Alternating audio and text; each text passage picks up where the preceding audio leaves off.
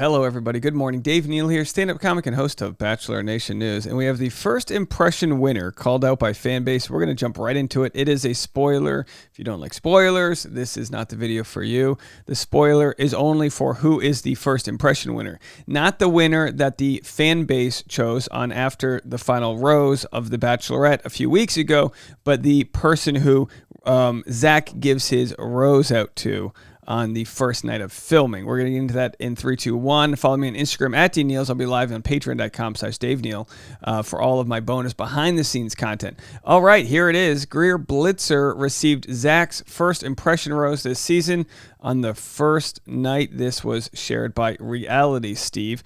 Greer Blitzer is a 24-year-old from New York. I don't know if she's actually from New York or if that's where she currently lives. She graduated University of Mississippi, MISSISSIPPI, Business Performance Advisor for Insperity, which I looked into that company and it just looked so boring.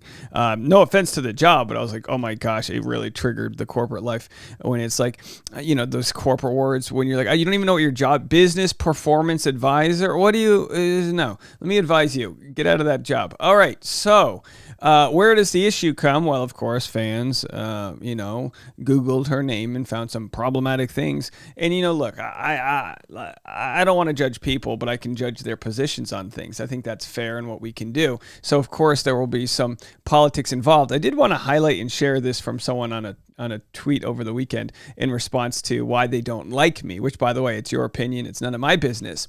They said, well, it turned into his opinion channel. Yes, the channel called Dave Neal, his opinion channel, and screw what anyone else thinks. Examples, constant politics, religion, and Bible bashing. Trump bashing, says he's a Bernie progressive, yet only chooses to bash conservatives any chance he gets. Never heard any Biden bashing. I unsubscribed.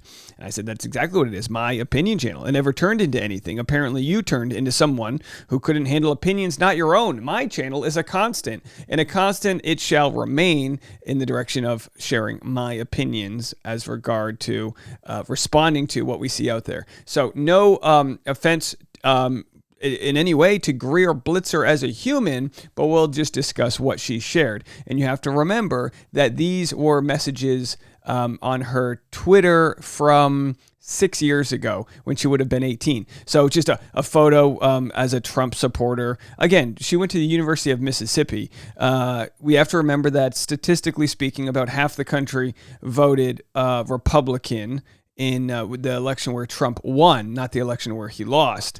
And although it was pretty similar, it's pretty much a 50-50 split, 48-52, 49-51. We can get into electoral colleges and all that. Doesn't matter. Popular vote-wise, about half the country voted for him. So we're not going to look back and say that someone's a horrible person because at the age of 18 they voted for somebody. The tweets are interesting.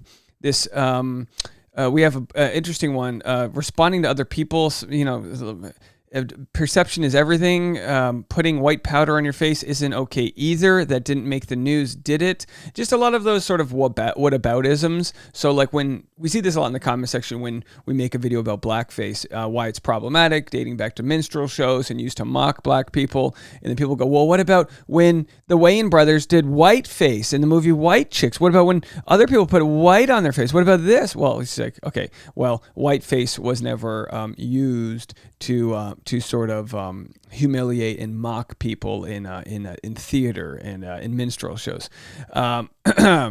The student involved didn't even know what blackface was, so my point exactly, it wasn't an intentional racist act. Look, again, these are messages from someone who clearly, these aren't like thought out Twitter comments from somebody that I care to, that I care what their opinions are. So the Irish Jewish people must go on. So we see some of these comments. We go, what are they even talking about? And it's like this like sort of sad nostalgia where you realize people are out punting their coverage. And by that, I mean, I remember when I took my first political science class, my freshman or sophomore year in college, and I thought I knew everything. And I would talk to people that were way smarter with way more life experience, thinking I had any idea what the hell I was talking about. And you could say the same for me at 37. Maybe I have no idea what I'm talking about. Ignorance is bliss, right? But anyway, the receipts are not hard to find. It's like when you search her name, it's like the third thing that appears. Bernie Sanders is demented to believe that income inequality is the worst in the U.S. than that in India, China, Mexico, etc. And so like the idea that somebody demented. Remember that insult we used to call people demented when you were growing up? So this was 7 years ago. So she would have been 19 or 18. But it's the same whataboutism. Well, like Bernie Sanders wants to fix our country. What about other countries where it's worse? People want to come here. And it's like, well, does that mean that the United States of America is a finished product? Or does it mean that, CEOs are worth 200 times more than they used to be and the middle class is shrinking? It's almost like poor people and a lot of poor people that live in poor states fight for people that are rich that don't care about them. And I always say this across the board for the person who said I don't criticize Democrats. I mean, it's like, look, most middle class, lower middle class have nothing in common with their elected leaders, whether they're Democratic or Democrats or Republican. When it comes to people like Nancy Pelosi, who, her husband, how much money they're worth, with all of the stock trading that they do. I mean, if you just follow the stock trading of the Pelosi family, you'll outperform the average by a lot. That's problematic. Now, that exists on both sides. There's plenty of graphs that show that there's Republican senators that have more problematic trading choices, but there's no denying that it exists on both sides of the party. Absolutely. We'll go back to that in a second here. So we had sort of like these anti-Hillary Clinton tweets and things like that, which, look, when it comes to a political race pre-Donald Trump, like the country's just lost itself. And I understand that. But pre-Donald Trump, it would not be a problem if you voted for one political party over another. There wasn't as much at stake, seemingly, as there is now. Of course, those that voted for or put Trump into office saw that the Supreme Court has now been swayed in a very conservative direction with Supreme Court justices that said, any laws that have already been made, we're not going to challenge. And of course, then they turn over Roe v. Wade, which now we know there are women who have fetuses growing in their body that have birth defects that are non-viable, that can't get abortions, including those that have situations that where it's actually a stillbirth and they could die of sepsis and they have to leave to another state because their doctor can't commit what is called an abortion, but it's actually not. There's all these instances. Am I triggering people right now that exist out there that are a response to the Supreme Court leaning too far conservative in those directions, where even though when they were cross-examined when the Supreme Court justices were being approved in that approval process, said, well, any laws that are already on the books, we're not going to flip. And of course they did just that. So in hindsight, you look at this and you go, wow, real rough. But in the moment, half the country voted that way. And the half that didn't vote for Trump would say, oh, how could you vote for someone who had the locker room talk, or who said this or who said that about this minority group? And it's like, there's just two different conversations happening. There's the conversation of people that wanted someone that wasn't mainstream politics, and Hillary Clinton didn't sway anybody to come out to vote. And she's, her campaign lost the election. Trump won it. Her campaign lost it. They didn't go to Michigan when they could have easily won over if they had just they barely lost states they didn't put energy and time into.